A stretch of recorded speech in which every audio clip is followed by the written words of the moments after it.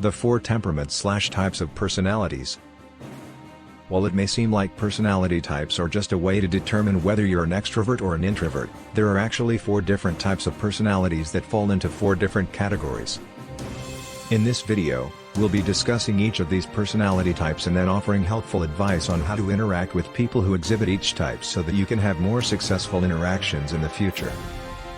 From the proto-psychological theory, the four-temperament theory, there are 4 fundamental personality types: sanguine, choleric, melancholic, and phlegmatic. Sanguine personality type. Sanguines tend to be lively, optimistic, buoyant, and carefree. They love adventure and have high risk tolerance, and people are typically poor at tolerating boredom and will seek variety and entertainment. Phlegmatic personality type. Someone with a phlegmatic personality is usually a people person. They seek interpersonal harmony and close relationships, which makes phlegmatic people loyal spouses and loving parents. They make it a point to preserve their relationships with old friends, distant family members, and neighbors. Choleric personality type. Someone with a pure choleric temperament is usually a goal-oriented person. Choleric people are very savvy, analytical, and logical. Extremely practical and straightforward. They aren't necessarily good companions or particularly friendly. Melancholic personality type. People with melancholic personalities love traditions. Women cook for men. Men open doors for women. They love their families and friends and, unlike sanguine people, they do not look for novelty and adventure. Introverts and extroverts. Most people fall somewhere in between on the introvert-extrovert spectrum, but everyone has a little bit of both. There are, however, some people who tend to be more introverted or extroverted. Here is a breakdown of the 2 personality types. 1.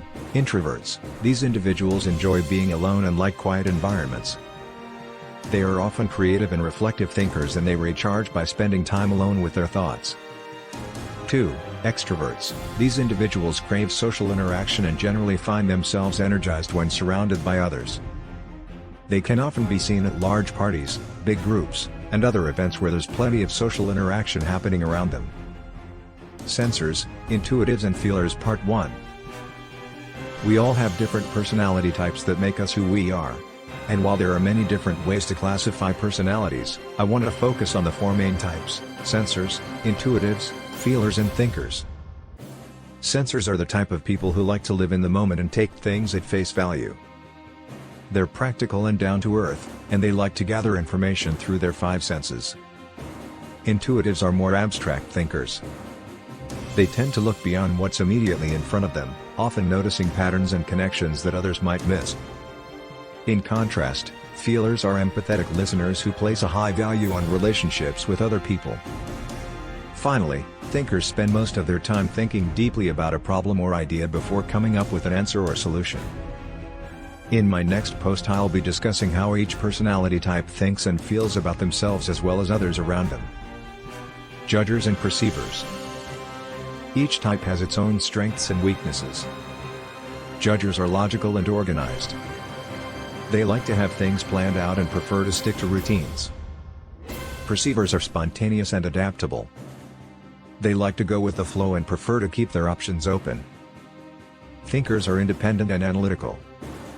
They like to think things through before making a decision. Feelers are compassionate and considerate. They enjoy getting to know people on an emotional level. You can tell what type of personality someone is by observing how they react in certain situations or by taking a quick quiz online. For example, if you come into work late one day and your boss asks you why you were late, that could reveal whether he or she is a thinker or feeler.